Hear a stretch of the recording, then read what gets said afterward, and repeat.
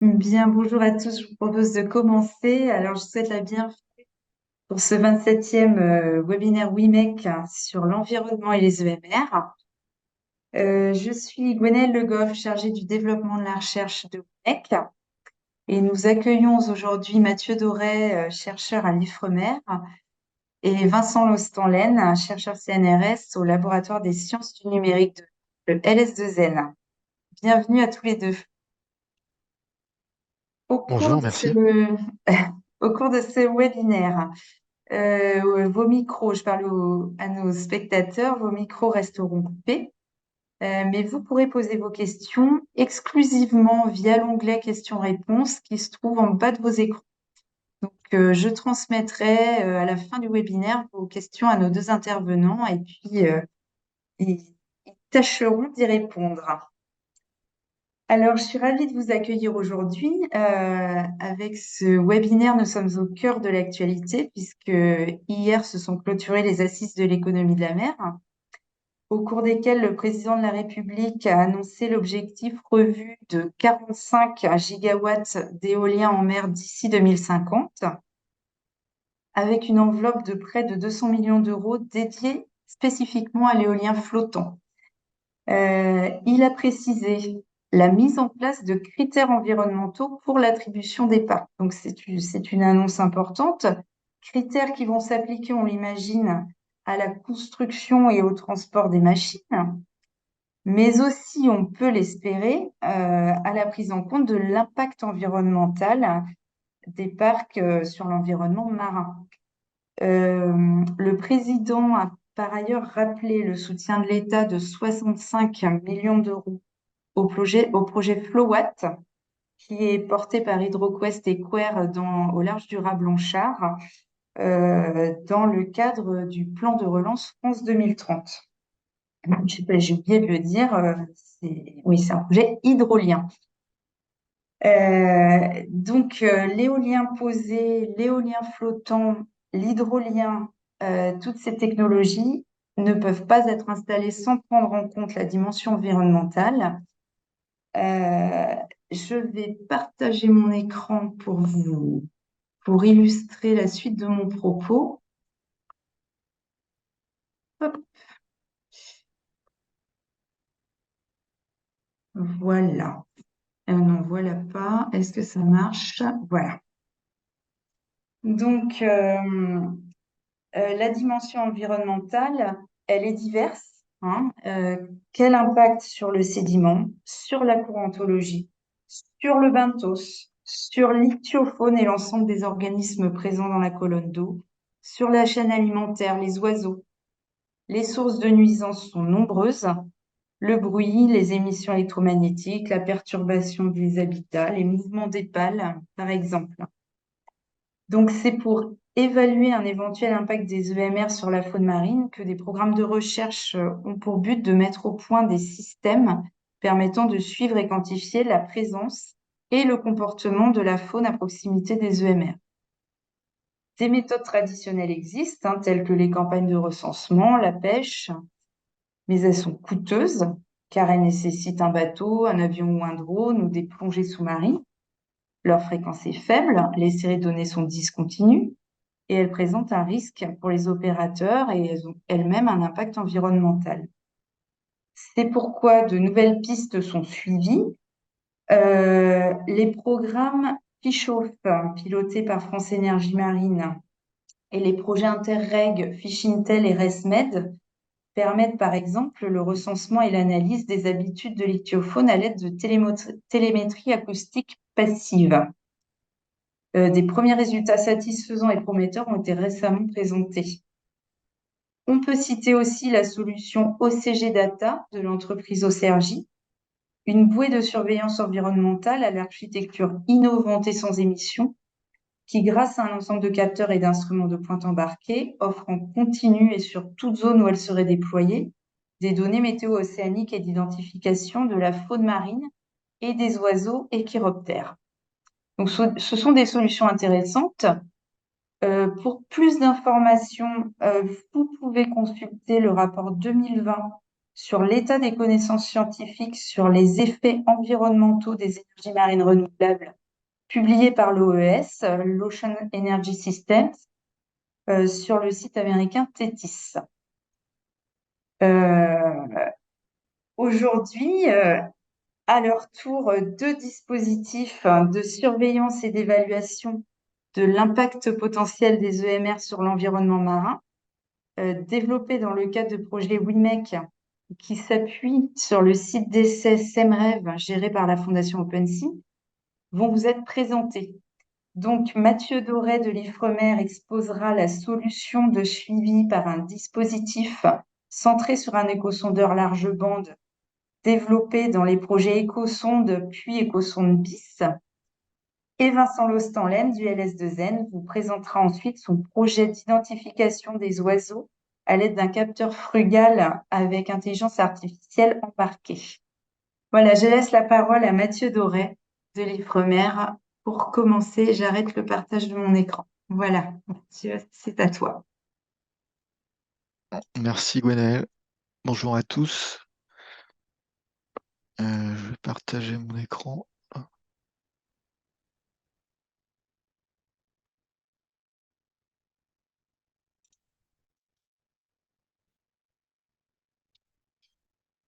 Voilà, vous devriez voir mon écran maintenant. Oui, on voit ton écran, Ok, Mathieu. Tu peux y aller. très bien. Merci. Bonjour à tous. Je suis Mathieu Doré. Je suis chercheur en écologie marine au laboratoire EMH à l'Ifremer à Nantes, dans l'UMR des codes. Et j'ai coordonné les projets WIMEC Écosonde et Écosonde BIS dont je vais vous présenter les résultats aujourd'hui. Donc le projet Écosonde, c'est un projet qui a démarré dans la première vague d'appel à projet WIMEC. Il a démarré en 2017 et s'est achevé en 2021. L'objectif, c'était de développer un observatoire acoustique intégré pour suivre l'impact potentiel des EMR sur l'écosystème pélagique, donc toutes les ressources qui se trouvent entre deux eaux dans la colonne d'eau. Donc ça peut être à la fois les poissons, comme les petits poissons pélagiques, mais également le zooplancton, le micronecton, les méduses, tous ces organismes dont on sait que les piles d'éoliennes, par exemple, peuvent modifier localement la production primaire et les paramètres du milieu, et donc ça doit avoir un impact sur ces organismes. Mais au moment du montage de ce projet, il n'y avait quasiment aucune étude sur l'impact des EMR sur ces organismes. Donc c'était pour combler ce manque qu'on a développé le projet. Et le but de projet, c'était de développer un observatoire autonome, donc qui serait situé au fond de la mer, qui serait basé sur un échosondeur innovant à l'époque, large bande, pour pouvoir identifier les espèces de façon la plus précise possible. Et on voulait avoir un suivi temps réel de ce qui se passait autour des éoliennes. Ce projet a été prolongé par un autre projet WIMEC, qui est le projet Écosonde BIS, parce qu'il y a eu des petits aléas sur le projet Écosonde, j'y reviendrai un peu tout à l'heure, donc qui a permis de finaliser, de faire un peu la preuve de concept de ce suivi par acoustique active de l'impact des EMR sur l'écosystème pélagique. Donc il y avait un volet qui était purement techno dans ce projet, qui était de mettre au point l'observatoire et de démontrer qu'on pouvait le déployer et le récupérer autour d'installations EMR. Donc on l'a fait dans le cadre du site d'essai SEMREV. Et puis il y avait également un volet purement traitement de données, analyse de mégadonnées, parce que les échosondeurs large bande fournissent des très gros flux de données. Et donc c'était un défi de développer des nouvelles méthodes pour analyser ces données et pouvoir caractériser un peu l'environnement pélagique autour des éoliennes en quasi temps réel. Et ces deux projets ont été couplés avec un troisième projet WIMEC, qui était le projet IMAGE, qui est un projet plutôt de matériel, qui a permis d'acheter un un zooscan, qui est un scanner à zooplancton, en fait, qui permet de réaliser, de traiter les échantillons de zooplancton qu'on a collectés par imagerie et intelligence artificielle, donc d'accélérer très, très fortement le traitement de ces données qui peuvent être très, très chronophages. Donc le projet, tous ces projets étaient structurés autour d'une série de campagnes, campagnes à la mer sur des navires de la flotte Ifremer, pour caractériser au moyen de moyens classiques d'observation l'écosystème pélagique autour de Flogène, de l'éolienne Flogène, là qu'on voit ici, dans le périmètre SEMREV, qui était pas connu au début du projet. On a réalisé 8 campagnes entre 2017 et 2021, donc autour de Semreve et puis également du site du parc éolien de Saint-Nazaire, donc on a réalisé des campagnes avant la construction du parc éolien et puis pendant la construction également. Des campagnes sur des petits bateaux sur Thalia et puis également une campagne sur un bateau plus grand d'Ifremer, le Thalassa, qui a permis de collecter des données encore plus précises sur la zone. Donc, le but de ces campagnes, c'était d'avoir des vérités terrain, d'identifier au maximum les organismes pélagiques qui se trouvaient dans la zone pour pouvoir comparer avec ce qu'on observait avec l'observatoire acoustique qui est autonome. Donc on a utilisé des méthodes classiques d'observation de l'écosystème pélagique à partir de navires, que ce soit des méthodes d'acoustique, donc en utilisant les mêmes sondeurs que ceux qui étaient utilisés dans l'observatoire de fond de mer pour pouvoir comparer. Et puis tout un tas de filets et puis de sondes physico-chimiques pour caractériser au mieux l'environnement. Également des moyens vidéo déployés à partir du navire et donc les données de tout ce qui était zooplancton et micronectons, donc tout ce qui est méduses ou ces organismes un peu plus gros, ont été analysés par imagerie. Donc on a développé un premier prototype de cet observatoire de fond de mer écosonde que vous voyez en bas à droite de la diapositive ici. Donc il était composé d'un écosondeur large bande Simrad avec quatre fréquences et puis également d'une sonde multiparamètres pour suivre les paramètres physico-chimiques du milieu. Cet observatoire était déployé dans une cage ADCP donc a été déployé le 18 novembre 2019 dans le site SEMREV. Cet observatoire était connecté par un câble à la bouée de l'école centrale, la bouée météo de l'école centrale qui était sur le site. Et il y avait une liaison radio entre la bouée météo et puis l'éolienne Flogène qui permettait d'opérer l'observatoire en temps réel et de récupérer les données en temps réel, puisque c'était l'objectif du projet. Et on était passé par ce dispositif parce qu'il n'était pas techniquement possible de brancher directement l'observatoire sur Flogène, ce qui aurait été la solution la plus simple. Mais du coup, là, on devait passer par la bouée météo et puis une liaison radio. Alors malheureusement, cet observatoire Écosonde 1.0 a été perdu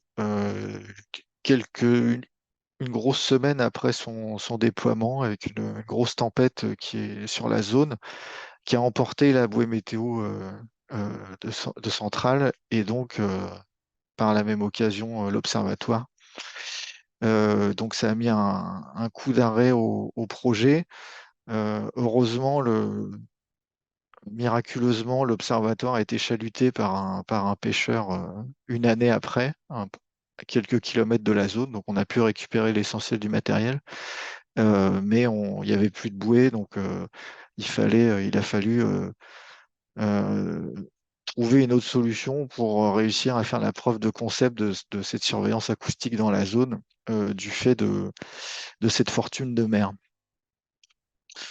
Donc c'est pour ça qu'on a développé le projet EcoSondBit, qui était un projet avec une solution technique beaucoup plus simple, On a déployé un échosondeur, donc le même genre d'échosondeur, mais cette fois-ci complètement autonome, dans une station de fond de mer beaucoup plus simple ici, qui était reliée à la surface par une petite bouée.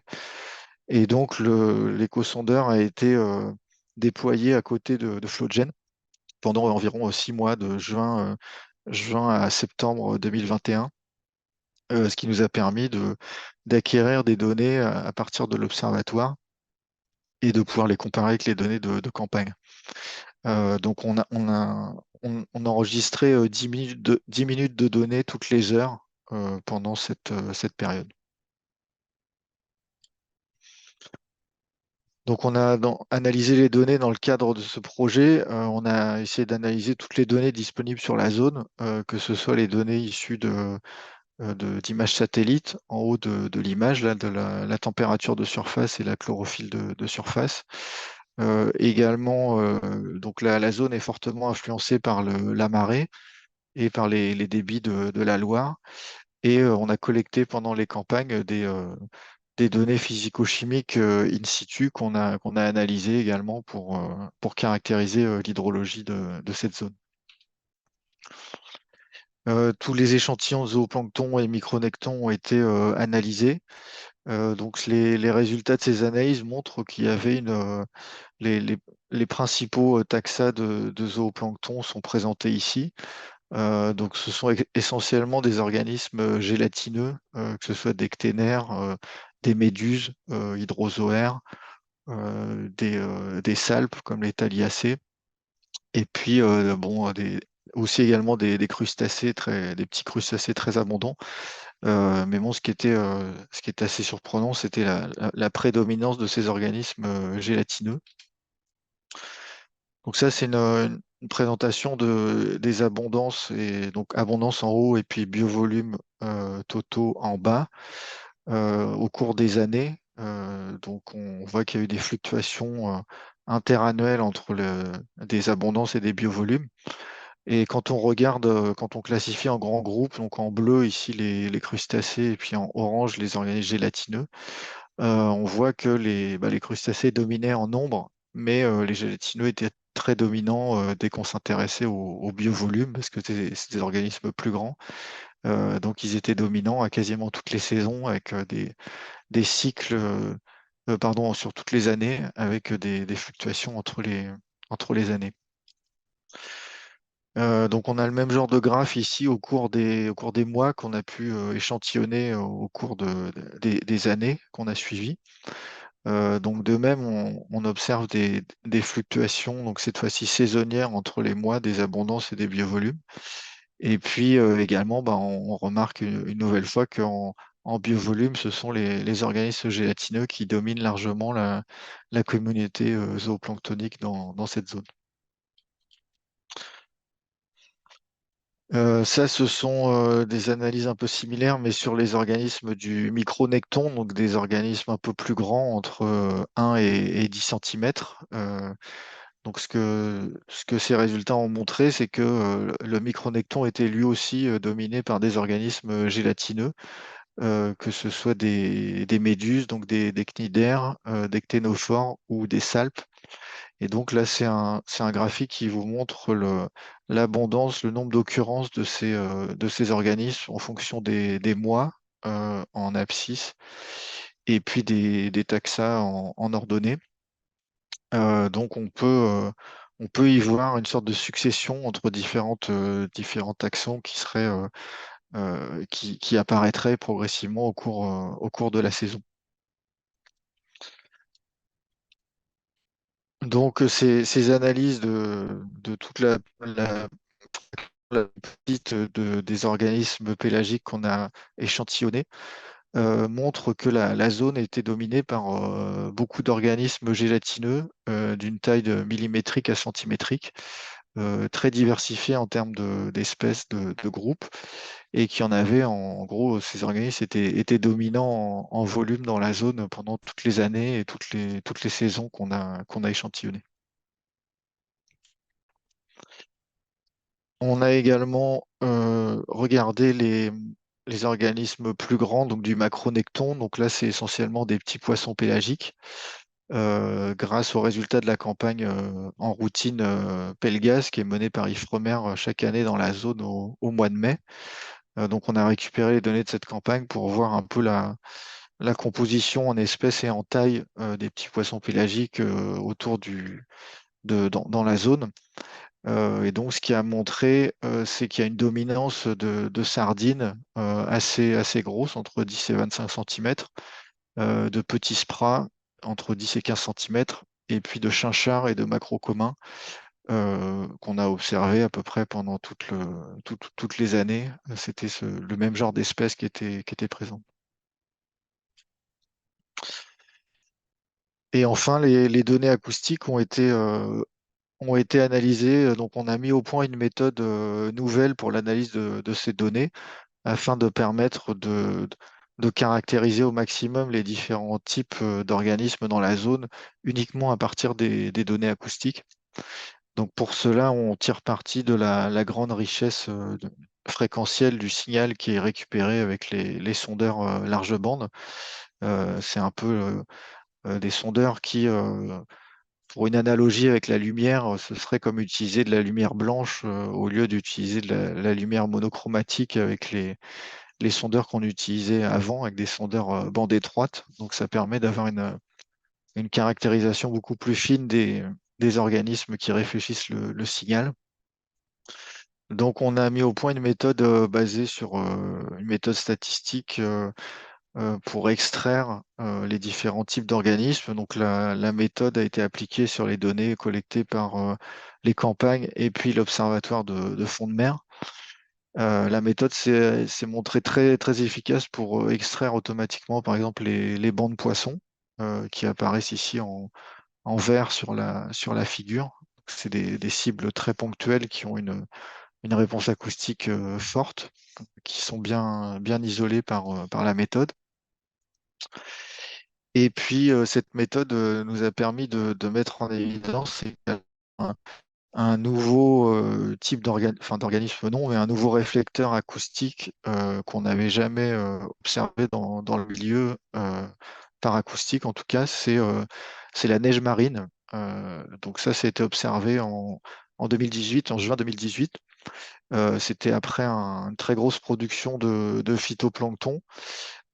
Donc on a observé ce genre d'image acoustique ici en haut à gauche, où il y avait une couche en vert clair qui était assez proche de la surface, proche du bas de la thermocline, et qui était présente dans un peu toute la zone, avec une réponse acoustique en bleu clair ici, vraiment assez typique. Et on a eu du mal à identifier ce que pouvait être cette couche distribuée dans la zone, parce qu'on pêchait rien. Dès qu'on mettait un filet dedans, on n'obtenait rien. Et donc, c'est uniquement en utilisant des caméras sur les filets qu'on a pu observer les images qui sont présentées là, comme celle en bas à droite, où on s'est rendu compte que cette couche était vraisemblablement composée de matière organique morte, issue du fort développement de phytoplancton qui avait eu lieu quelques semaines avant. Et donc, cette neige marine pouvait être détectée avec le sondeur large bande qu'on utilisait, qui a une précision, une résolution également beaucoup plus fine. Donc, on a pu caractériser la réponse acoustique de la neige marine pour la première fois à cette occasion. Donc, ça, c'était les données de campagne.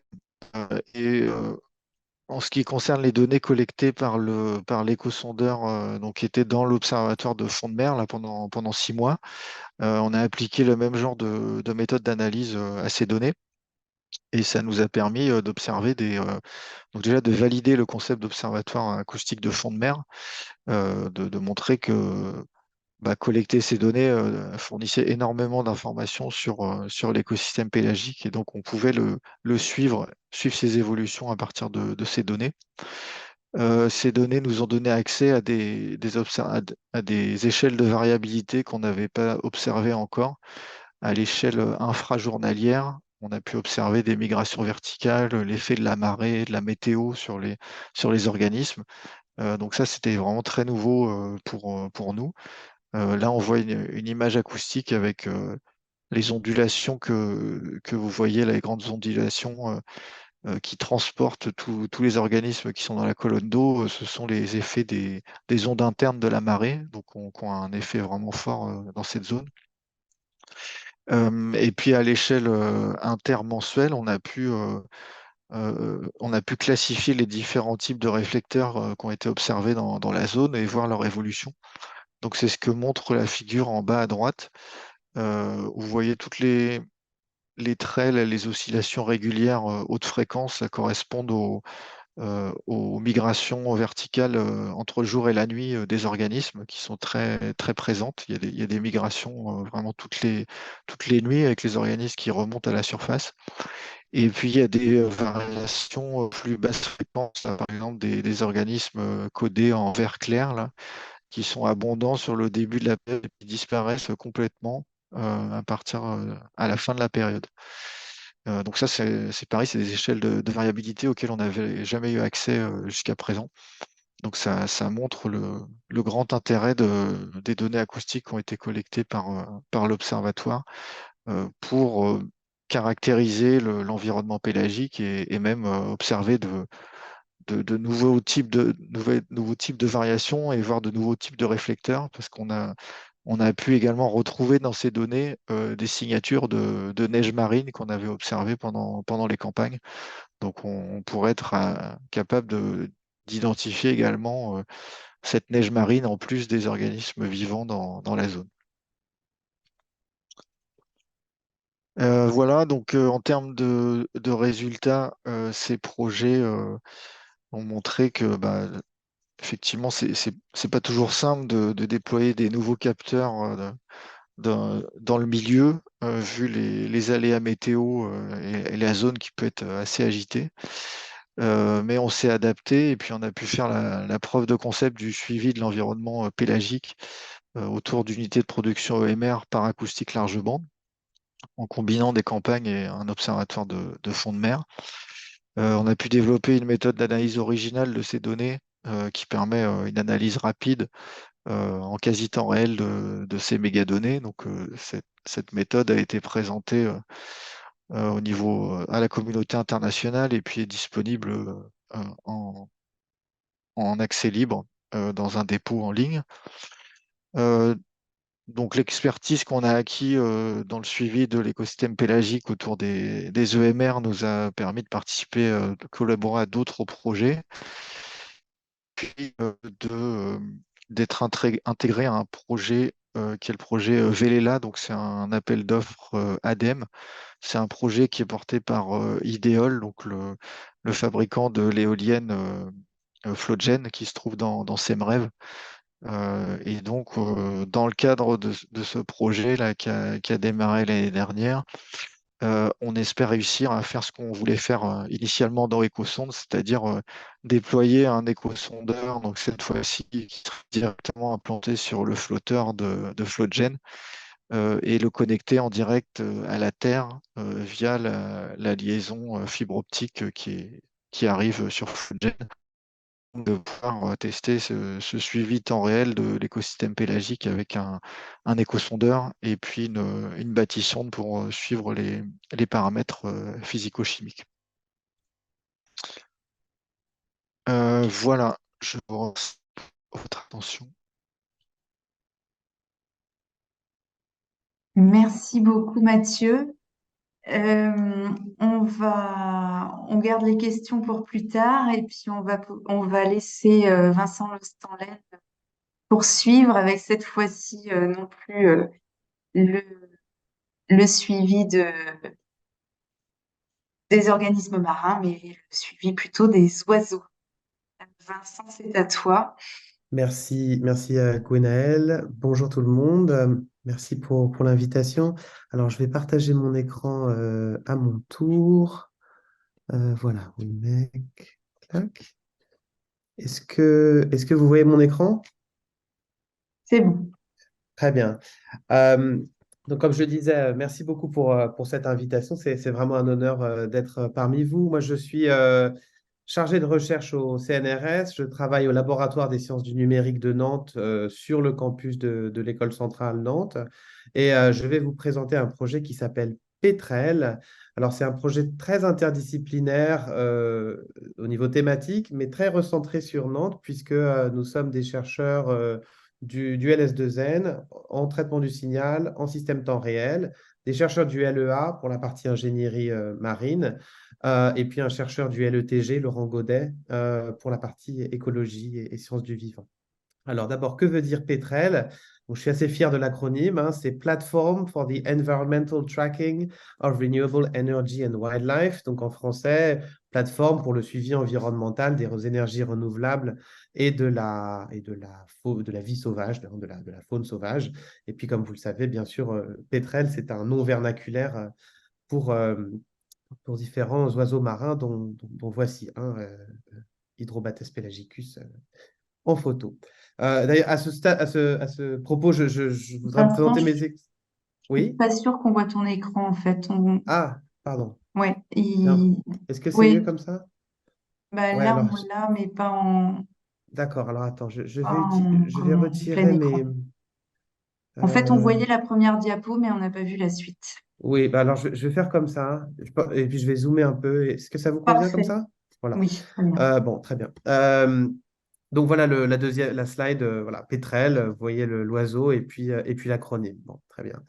Et puis je voudrais aussi me présenter mes excuses parce que ça va être un petit peu franglais en termes de présentation écrite. Il y a certaines diapositives en français, d'autres en anglais. Bon, alors on a déjà vu ce transparent, les opportunités et les risques auxquels font face les animaux marins aux abords des infrastructures d'énergie renouvelable. Donc je ne reviens pas dessus. Simplement dire que bon, l'objectif de Pétrel, ça va être d'offrir un suivi des oiseaux pélagiques. Donc, on va être au-dessus de la mer, à la différence de Mathieu. Donc, on va travailler avec SEMREV. Ici, pour rappel, c'est la carte des environs. Avec, vous voyez, le câble qui relie à la plage du Croisic. Euh, et donc, la première chose qu'on peut se dire, c'est, bon, bah, on n'est finalement pas si loin de la côte. On pourrait faire des prospections, des visites en bateau et puis voir un petit peu quel oiseau il y a. Bon, la première question qu'on peut se poser, c'est est-ce que vraiment on a besoin d'un attirail technologique, numérique pour faire un suivi? Est-ce qu'on ne pourrait pas simplement faire une observation, disons, humaine? Et donc, dans ce contexte, je voudrais vous montrer cet avis du Conseil national de la protection de la nature qui a été écrit à dessein directement au sujet de SEMREV et qui pointe en fait un certain nombre d'inconnus ou de limites en fait sur le suivi environnemental, qui sont des limites en fait probablement vérifiées par à peu près tous les projets d'éolien offshore en France. Et donc, ce que dit l'avis en substance, c'est que on ne peut pas se limiter aux cadavres retrouvés en 2 ans pour estimer la mortalité réelle. Vous voyez, c'est la dernière phrase du texte. La moitié dans le dumping pool, 5 sur le flotteur et 1 sur le mât. Voilà. Donc, on a trouvé 9 goélands, une mouette rieuse, un fou de bassan, un martinet noir et un oiseau indéterminé.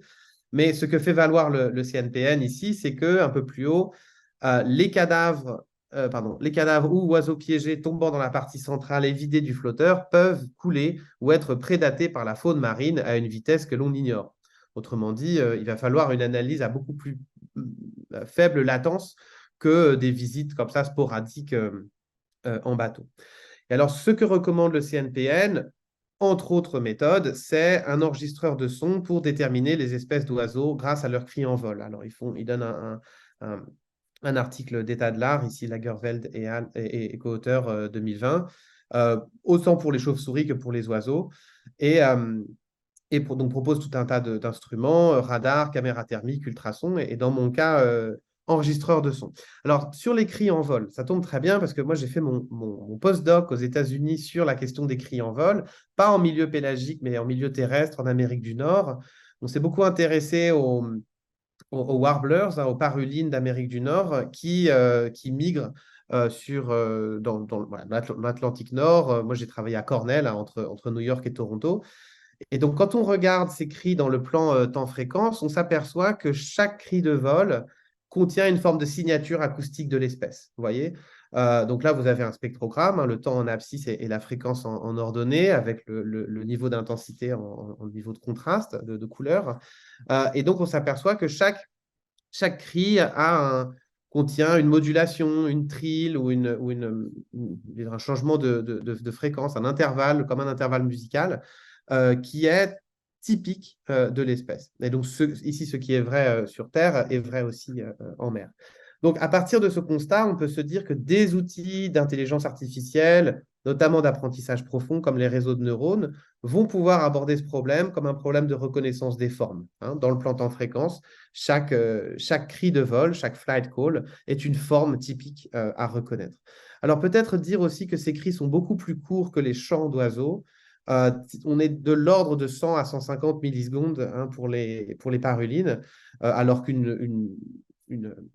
un chant, c'est évidemment plusieurs secondes. Donc, on a pu, à partir de ces mesures et ces détections automatiques de cris de vol, à partir d'un réseau de capteurs au sol et d'une IA, d'une intelligence artificielle pour la détection et la classification d'espèces, faire un suivi de migration aviaire et le corréler avec les données au sol qui étaient mesurées par Sciences Citoyennes avec un outil qu'on appelle crowdsourced, un outil de sciences citoyennes qui s'appelle eBird, dans lequel des amateurs, des ornithologues amateurs faisaient des relevés et partageaient leurs observations. Et donc, on s'aperçoit qu'on a, à l'échelle de plusieurs mois d'études, là, on est sur plusieurs milliers d'heures d'audio, on a eh bien vous voyez, cette forme en cloche comme ça, d'arrivée puis de départ des oiseaux. Alors, on a les différents taxons ici. Donc, je crois que c'est parulines, cardinaux, thrushes, c'est les grives, et passerellidés, ce sont les hirondelles, ce sparrows. Voilà. Donc, on a un temps de migration qui est différent pour chaque taxon. Alors, pourquoi faire de la bioacoustique et pourquoi ne pas faire de la mesure visuelle, par exemple? Pourquoi pas des caméras thermiques? Bon, il y a plusieurs raisons. Les caméras, c'est très bien, mais l'avantage de la bioacoustique, c'est que, c'est quasi omnidirectionnel, c'est-à-dire qu'avec un seul capteur, vous écoutez dans toutes les directions. 2, c'est une évidence, mais ça fonctionne la nuit. 3, c'est à peu près indépendant des intempéries, des conditions climatiques, de visibilité notamment, ce qui est très important en mer. Bon, je dis à peu près parce que si évidemment vous avez une tempête très forte, on va avoir beaucoup de mal à entendre. On a des possibilités de localisation de sources. Alors moi, je ne travaille pas sur la localisation, mais c'est une avenue de recherche très fructueuse. Autre chose qui est aussi assez évidente à dire, c'est que beaucoup d'espèces sont plus facilement entendues que vues. Alors c'est très vrai pour des oiseaux, c'est encore plus vrai pour des cigales. Je ne sais pas si vous avez déjà vu une cigale en milieu naturel. Ce n'est pas donné à tout le monde. Mais entendre une cigale, évidemment, c'est très simple. Bon, voilà, ça, c'est un exemple classique. C'est potentiellement des mesures à longue distance, potentiellement polyphoniques, c'est-à-dire qu'on peut reconnaître plusieurs sources en même temps. Et on a aussi des informations assez uniques sur le comportement animal. Donc, pas simplement sur la présence d'une espèce, mais aussi sur des éléments éthologiques en fait, d'écologie des communautés. Alors, l'état de l'art en bioacoustique embarqué est résumé ici. Là, on a vraiment le standard industriel. C'est une marque qui s'appelle Wildlife Acoustics, qui fait des mesures plutôt haut de gamme d'un point de vue courbe d'impédance, d'un point de vue sensibilité du microphone et ainsi de suite. Mais ce sont des capteurs qui sont plutôt chers et surtout qui sont alimentés par pile et donc qui ont une autonomie assez limitée. Ici, vous voyez trois éléments de la gamme en prix dégressif et puis avec des autonomies qui vont de 150 heures à 510 heures. Alors, ça pose un problème d'autonomie, ça pose aussi un problème de déchets, puisque la question du recyclage des batteries est loin d'être évident. Donc, pour moi, le premier enjeu de Petrel, comme d'autres projets en bioacoustique sur lesquels je travaille, c'est celui de l'éco-responsabilité. Et donc, pour moi, vraiment, le concept central en éco-responsabilité, c'est celui de cycle de vie. Ici, vous avez les différentes étapes de cycle de vie d'un objet, depuis l'extraction des ressources, c'est ce qu'on appelle the cradle, le berceau. Et donc, vous avez des pertes dès l'extraction des ressources, vous avez des pertes au moment de la manufacture, de la fabrication, vous avez des pertes au niveau de la fabrication du produit lui-même, de l'assemblage, puis vous avez l'usage, éventuellement un réemploi, et puis vous avez une fin de vie avec parfois un recyclage, mais pas toujours. Et donc l'important, c'est de considérer que vous avez des pertes ici en ligne et qu'il ne s'agit pas simplement de regarder la consommation, mettons, énergétique au moment de l'usage. C'est vraiment qu'une partie de la question. Bon, bah, du point de vue des sciences du numérique, on n'a pas une action directe en fait sur l'extraction des matériaux. Évidemment, on n'est pas des spécialistes de l'industrie minière. En revanche, on peut travailler à rendre les objets plus durables, c'est-à-dire avec la même quantité de matériaux, obtenir plus et donc obtenir un gain d'efficacité. Alors, deux mots sur les technologies spécifiquement acoustiques. Si vous regardez le tableau périodique des éléments que vous connaissez, tableau en chimie, eh bien, vous avez au niveau du manganèse, du fer, du cobalt et du nickel, les éléments typiques qui entrent dans la composition des batteries. Palladium, platine et or, là, on est typiquement sur les connecteurs audio. Et puis, vous avez des éléments de microphone, notamment les parties aimantées du microphone, qui vont contenir du néodyme et du dysprosium. C'est une liste très incomplète, hein, mais je vous donne simplement quelques points d'information qui sont vraiment spécifiques à la technologie audio et qui aujourd'hui sont nécessaires dans les systèmes audio avec batterie. Et puis ajouter que l'efficacité énergétique ne suffit pas. C'est ce qui est le titre d'un de mes articles. Je pense qu'il est nécessaire de penser la technologie audio, la technologie numérique de façon systémique et pas simplement en termes de consommation instantanée en milliwatts ou en watts. Bon, et donc pour illustrer ça, ici je vous montre un centre de déchets électroniques au Ghana.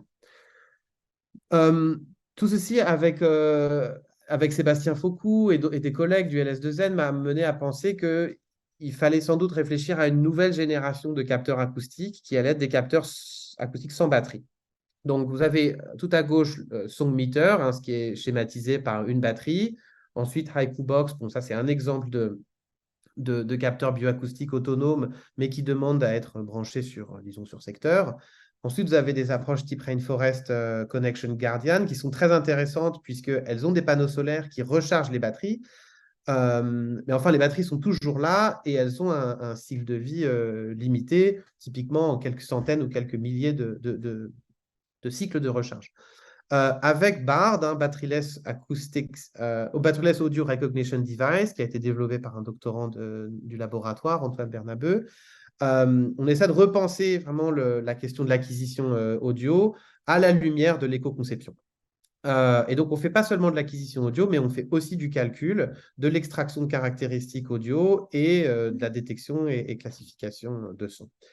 Alors, voilà, vous avez un appareil qui est en deux parties, hein, pour aller vite. Vous avez la partie rouge qui est de série, qui contient un microprocesseur et une mémoire dite non volatile, hein, qui permet de tolérer les coupures électriques qui sont normales, enfin qui sont attendues à partir du moment où on n'a pas de batterie. C'est vraiment le panneau solaire qui alimente directement le système temps réel par le biais d'une supercapacité.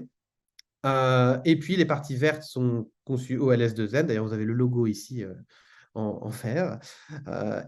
Donc, ça comprend un convertisseur analogique, enfin un microphone d'abord, un convertisseur analogique numérique, et puis une antenne LoRa, long range, pour faire de l'Internet des objets à basse consommation.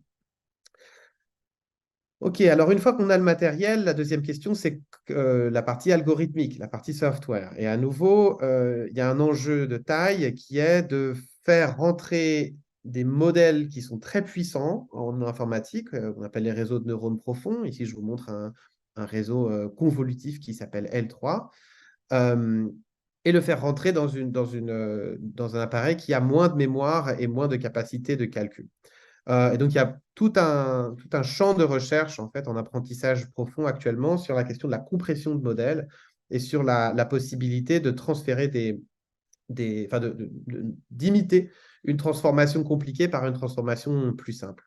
Donc ça, bien sûr, en faisant ça, on encourt une certaine perte de performance, je veux dire de classification, mais on gagne en durabilité, on gagne en autonomie. Voilà. Alors, la méthode typique pour faire ça, c'est d'avoir ce qu'on appelle teacher, hein, donc un réseau de neurones enseignants et puis un réseau de neurones étudiants. Et l'enseignant est de bien plus grande taille que l'étudiant, mais au fur et à mesure de l'apprentissage, eh bien, l'étudiant va arriver aux performances de l'enseignant ou un peu en dessous. Donc, j'ai une ANR qui commence sur ce projet, sur la question des compressions de modèles pour l'audio, avec une architecture nouvelle qui s'appelle les réseaux de neurones multirésolution, ou MUREN. Donc là, ici, on s'est intéressé avec Siran Zhang, doctorante, à la question d'apprendre des bancs de filtres, hein, ce qui est évidemment très important en acoustique. Hein. Si vous imaginez des spectrogrammes, en fait, ça repose sur du filtrage passe-bande. Et donc, on s'est dit comment est-ce qu'on peut implémenter des filtrages passe-bande avec peu d'opérations et surtout de façon apprise, hein, de façon guidée par les données. Donc, en haut, vous avez l'enseignant, hein, target. À gauche, vous avez un réseau convolutif ordinaire avant et après l'apprentissage. On s'aperçoit qu'il y a beaucoup d'artefacts numériques. Et à droite, vous avez Muren, hein, donc notre architecture, avant et après l'apprentissage, et qui, elle, apprend un modèle qui non seulement est plus proche de la cible, hein, plus proche de l'enseignant, mais qui est aussi plus frugal en données et en nombre de paramètres. Alors, pour aller encore plus loin, là, c'est un projet qui commence avec Anastasia Volkova. On peut même envisager de faire des convolutions sans multiplication. Alors, ça paraît peut-être un peu nébuleux si on se souvient de la définition d'une convolution. On se souvient qu'il y a des produits et des sommes. Mais en fait, si on travaille en virgule fixe, on peut diviser par deux en faisant un shift, hein, du mot, donc un bit shift en anglais. Et donc, c'est comme ça qu'on peut diviser et multiplier par 2. Et donc, si vous voulez multiplier, mettons, par 7, eh bien, vous faites 3 bit shift moins x. Donc, vous faites x fois 8 moins x. Et avec ce genre de méthode, on arrive à imiter de façon exacte ce qui se passerait si on avait à notre disposition l'opérateur multiplication. La motivation derrière ce travail, c'est que ce qui coûte le plus cher en calcul, c'est la multiplication, loin devant l'addition ou le bit shift. Et donc, avec Anastasia Volkova, disais-je, on est en train de travailler sur des convolutions, notamment de traitement de type filtrage pour les réseaux de neurones qui puissent être implémentés purement avec ces mécanismes d'addition et de bit shift sur les nombres en virgule fixe. C'est un travail en cours.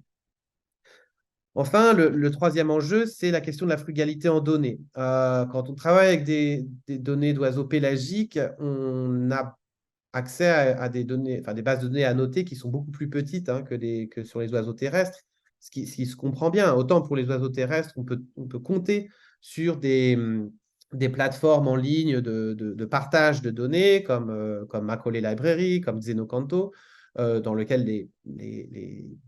des amateurs ou des professionnels abondent la base avec des données. Autant à 15 km des côtes, ce n'est pas donné à tout le monde d'aller acquérir de l'audio et de l'annoter. Donc, on va compter sur le projet Piaf & Co de Marine Reynaud pour avoir un point de départ en termes de données d'apprentissage, mais on est bien conscient que ce sont des données typiquement trop petites pour entraîner un réseau de neurones, disons, état de l'art. Donc, ce qu'on a proposé, c'est une IA frugale qui commence par pré-entraîner sur d'autres animaux, d'autres cris d'animaux, typiquement les oiseaux terrestres, et puis qui ensuite va faire un transfert d'apprentissage vers les oiseaux pélagiques. Et donc, une fois entraîné, l'idée, c'est que pour un enregistrement audio donné, on identifie un petit nombre de cris, par exemple 5 cris de vol au début, et le système apprend immédiatement et complète. Donc, ça se rapproche beaucoup ce qu'on appelle le template matching, hein, du filtrage adapté. Simplement, il y a de l'apprentissage avant. Donc, le matching ne se fait pas direct dans le domaine brut des données spectrotemporelles, mais se fait dans un domaine appris qui est particulièrement propice à la reconnaissance de forme. Donc, l'apprentissage de transfert, ici, il faut l'imaginer comme un programme de recherche où on part d'un taxon dans lequel on a beaucoup de données à noter. Donc là, typiquement, mon postdoc à Cornell, on a des centaines de milliers de cris à noter. Donc, il n'y a absolument aucun problème pour entraîner. Mais on veut transférer aux oiseaux pélagiques, à des mammifères marins, à des mammifères terrestres, pourquoi pas à des insectes. Donc, on s'est associé avec des collègues dans différents domaines de la bioacoustique et de l'écologie pour travailler sur ce qu'on a appelé la Few Shot Bioacoustic Event Detection, détection d'événements bioacoustiques avec peu d'exemples, un few shots, peu d'exemples. Et donc, c'est un challenge ouvert en sciences des données. On a recueilli des participations de différentes équipes de recherche. On les a classées avec des règles bien établies. Et donc, ça nous a permis de faire une première publication collective qui s'appelle Apprendre à détecter un cri animal à partir de 5 exemples. Voilà, dans Ecological Informatics, c'est très, très, très, très simple. Et donc, ça va servir, si vous voulez, de point de départ, de tremplin pour Petrel pour pouvoir avoir un modèle qui est transférable assez rapidement à des problèmes difficiles en bioacoustique. Voilà, juste conclu avec la feuille de route Petrel. Il y a d'abord un élément d'apprentissage statistique pour l'IA qui est déjà bien avancé. Il y a des questions d'intégration logicielle qui se posent avec les collègues du LS2N, notamment l'équipe STR. Il y a ensuite des tests en environnement simplifié qui sont prévus sur le littoral, au Croisic. Euh, et puis enfin, donc ça sera avec plutôt le LEA, Marine Reynaud et Jean-Marc Rousset. Et puis un déploiement in situ avec des hypothèses écologiques précises qui vont être testées. Et ça, ce sera un travail essentiellement mené par Laurent Godet du LETG. Voilà, je termine avec juste une toute petite page de pub. Je viens de cofonder un réseau technologique qui s'appelle Capteur en environnement au CNRS. C'est ouvert à tous les chercheurs et aux industriels. Et donc, vous pouvez nous rejoindre. On a un forum et une liste de discussion. C'est extrêmement interdisciplinaire, pas seulement sciences informatiques, mais aussi sciences de l'ingénierie et sciences du vivant. Et puis, dire que bientôt, on va avoir une thèse qui va commencer sur SEMREV grâce à un réseau doctoral européen qui s'appelle Bioacoustic AI for Wildlife Protection. Alors, on va avoir 10 thèses de doctorat dans 7 pays d'Europe. Et donc, le CNRS à Nantes, enfin, en l'espèce, le LS2N, va accueillir un thésard ou une thésarde. Et puis, il y aura aussi de la circulation d'étudiants entre les pays. Voilà, merci.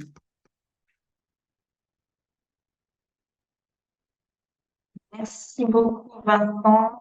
Merci, Vincent et Mathieu. C'était ces présentations passionnantes. Euh, je vais vous poser les questions qui m'ont été transmises. N'hésitez pas, pour l'instant, on a des questions sur le projet de Mathieu. Donc, si vous avez eu le temps de digérer un peu les informations au sujet de Pétrel, n'hésitez pas à poser des questions.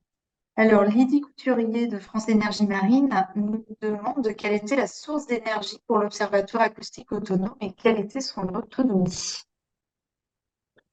La source d'énergie, c'était des batteries qui étaient intégrées dans l'observatoire et on avait une autonomie je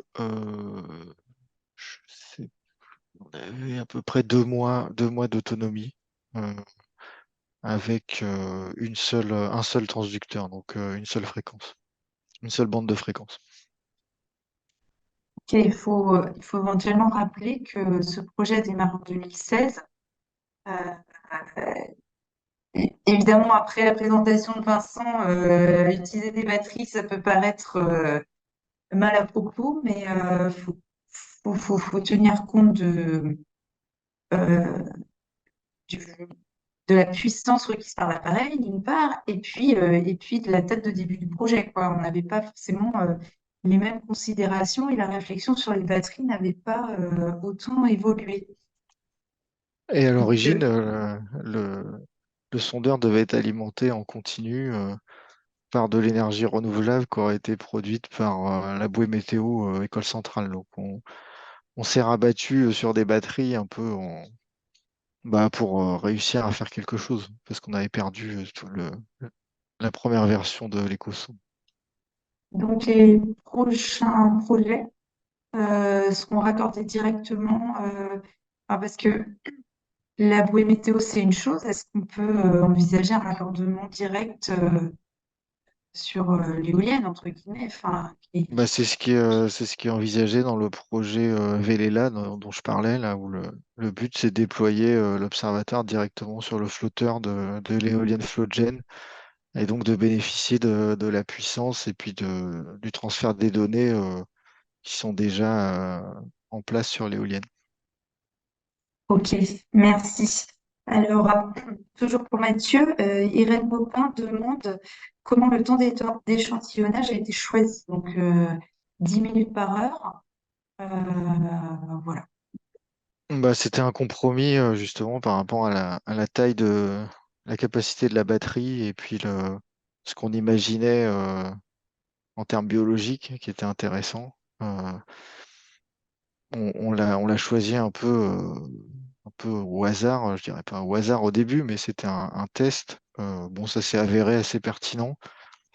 Mais bon, je pense que c'est pour ça que avoir une liaison temps réel avec l'observatoire serait beaucoup plus intéressant pour pouvoir adapter la cadence d'échantillonnage en fonction des événements, de ce qu'on voit sur l'échosondeur. Donc ça, ce serait l'idéal, c'est ce qu'on avait voulu faire au début, qu'on n'a pas pu faire et qu'on espère pouvoir faire dans le cadre du projet Velela.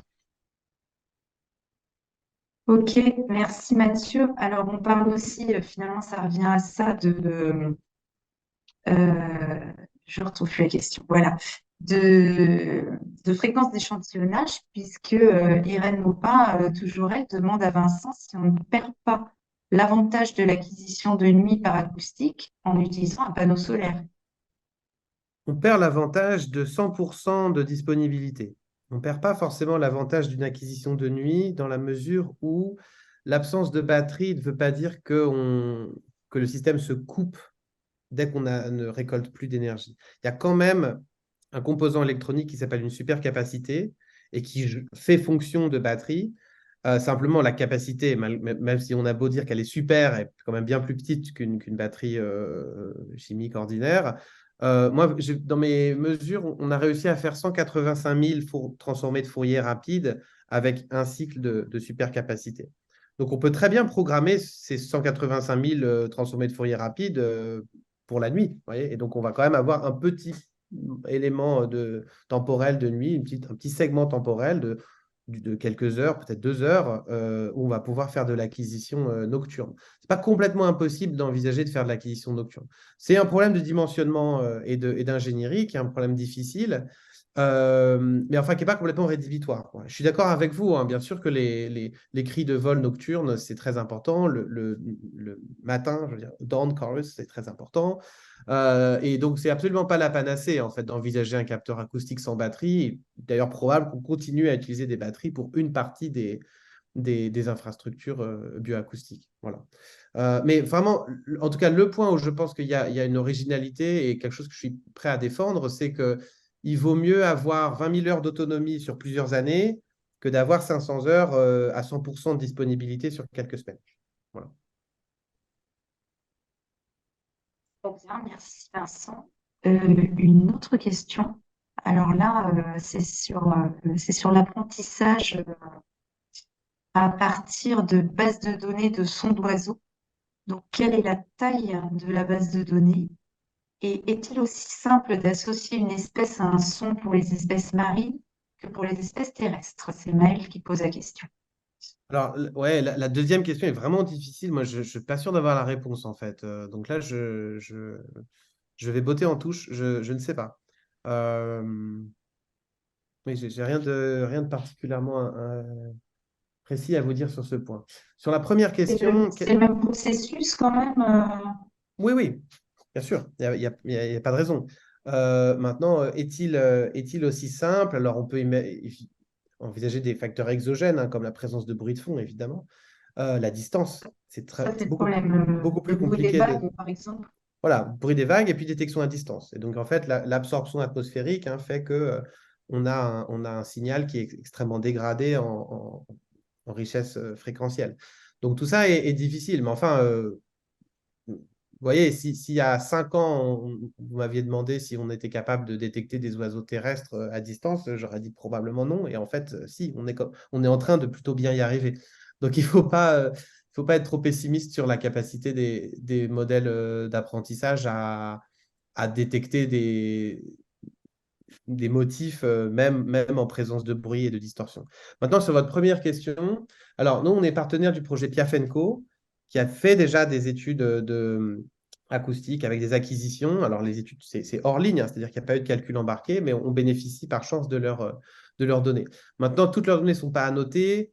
Et donc, moi, je pars du principe qu'on va travailler en fait avec très peu de données et de l'ordre de quelques dizaines d'exemples par espèce, en fait. Voilà. En tout cas, c'est à peu près l'ordre de grandeur. Je pense en dessous de 5 exemples par espèce, c'est vraiment très, très compliqué d'avoir un modèle d'apprentissage robuste. Mais le challenge international qu'on a organisé montre que c'est absolument pas incongru de chercher à détecter un cri après 5 exemples d'apprentissage. Et d'ailleurs, les humains y arrivent. Enfin, je veux dire, si je vous présente une certaine forme ou je vous fais écouter un son, vous allez être capable d'assez facilement le retrouver plus tard. Voilà. D'accord, très bien. Ben, merci beaucoup, Mathieu. Vincent, pardon, encore une fois, merci à Vincent et Mathieu. Euh, pour finir, ça va rater. Je voulais juste vous dire, mais c'est pas grave. Je voulais vous dire, n'hésitez pas à nous joindre et à joindre les chercheurs directement si vous avez encore des questions. Et le prochain webinaire WIMEX se tiendra le 21 décembre, le jeudi à 17h, de 17h à 18h. Et on vous présentera la formation continue WIMEC sur les énergies marines renouvelables. Une formation continue initiée par WIMEC et opérée par Centrale Nantes et Nantes Université. Donc, n'hésitez pas à nous rejoindre le 21 décembre. Et je vous souhaite à tous une bonne soirée et en espérant vous revoir bientôt. Au revoir à tous. Merci de nous avoir suivis.